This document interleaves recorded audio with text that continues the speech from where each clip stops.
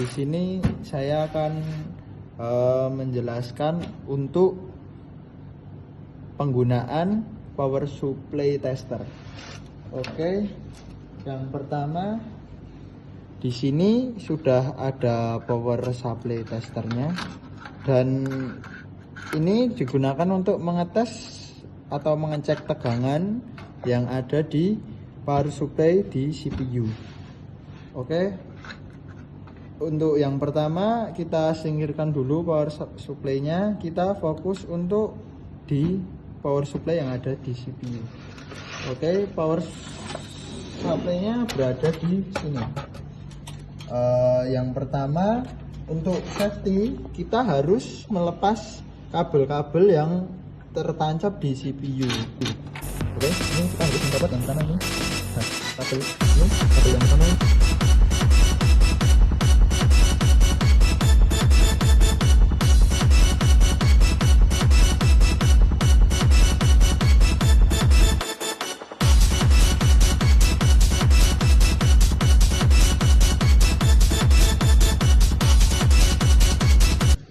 Kita masuk untuk penyambungan di power supply testernya.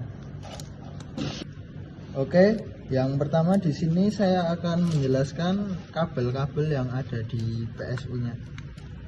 Oke, yang pertama ini ada kabel ATX 24 pin. Oke, ini berjumlah 24 pin. Yang ini juga sama, ini kabel ATX tapi dia cuma ada 4 pin, teman-teman. Lalu di sini dua kabel ini adalah kabel untuk penyambungan di kipas di CPU. Ini kabel yang menyambung di hard disk. Yang ini untuk pengecekan 12 volt, dan ini sama ini ya teman-teman, yang untuk mengecek 12 volt. Teman, ini ada revisi untuk kabel yang 24 pin, ATX 24 pin, dan kabel ATX yang 4 pin ini udah bisa untuk pengecekan semua. Nah, kabel-kabel ini, 4 kabel ini, 4 colokan ini sebenarnya cuma untuk tambahan, tapi harus kita gunakan untuk pengecekan di power supply-nya. Mari kita cek langsung untuk power supply-nya. Untuk yang di samping ini kita memasukkan yang 24 pin, ATX yang 24 pin. Oke, langsung saja kita colokkan. Oke, ini untuk pemasukan atau tempat yang dimasukkan dari ATX 24 pin. Lalu di sebelah sininya sudah ada tulisan yang ini 8 pin, 4 pin, dan 6 pin. Karena di sini kita menggunakan ATX yang 4 pin, maka kita dimasukkan yang tengah. Ini sudah ada tulisan untuk 4P, ini adalah 4 pin. Kita masukkan ATX 4 pinnya di sini. Oke, masukkan sampai pas. Nah, sebenarnya kita sudah memasang ATX 24 pin dan ATX 4 pin, ini sudah bisa untuk pengecekan tegangan. Akan tetapi kita harus tetap memakai ini supaya lebih jelas lah.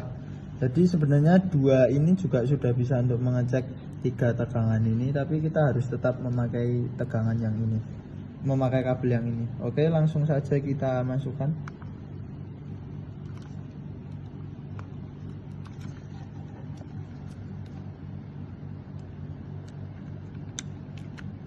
Oke teman-teman, ini sudah saya masukkan semua ke power supply testernya. Untuk sekarang kita nyalakan untuk PSU nya. Ini kita gunakan kabel power, langsung saja. Lalu kita nyalakan untuk listriknya. Oke, di sini PSU sudah menyala dan PSU tester juga sudah menyala. Di sini di sini sudah ada lampu indikator ya teman-teman, untuk 12 volt, 3 volt dan 5 volt. Untuk pengecekan sebenarnya dari 3 lampu indikator ini sudah bisa. Jadi kalau semisal tegangannya itu sudah stabil semua, 3 lampu ini akan menyala. Nah, di sini ada satu lampu yang tidak menyala, yaitu 3.3 voltnya, lampu indikatornya tidak menyala. Ini dikarenakan bisa kita lihat di tampilan ini, untuk 3.3 voltnya ini dia tidak stabil. Jadi dia sudah lebih dari 3.3 voltnya ini. Tapi itu bukan itu saja yang membuat lampu indikator ini tidak menyala, tapi bisa saja kabel-kabel pin ini itu ada yang tidak kencang. Bisa juga di dalam power supply-nya itu ada kabel pin yang tidak kencang, makanya 3.3 volt lampu indikatornya ini tidak menyala. Tapi kita bisa lihat di sini, untuk tegangan yang 5 volt itu sangat normal, dia ada tegangan di 5 voltnya ini, dia sangat stabil. Untuk di 12 voltnya ini terbaca 11,9. Ini berarti ada di bawah 12 volt. Nah, untuk 12 volt ini masih stabil karena kestabilannya itu bisa di angka 12 volt sampai turunnya itu sampai 11,5 volt. Jadi ini masih di angka yang stabil. Untuk di 3.3 voltnya ini dia itu sudah bertegangan yang lebih, jadi lampu indikator ini tidak menyala. Oke, sekian dari saya, terima kasih.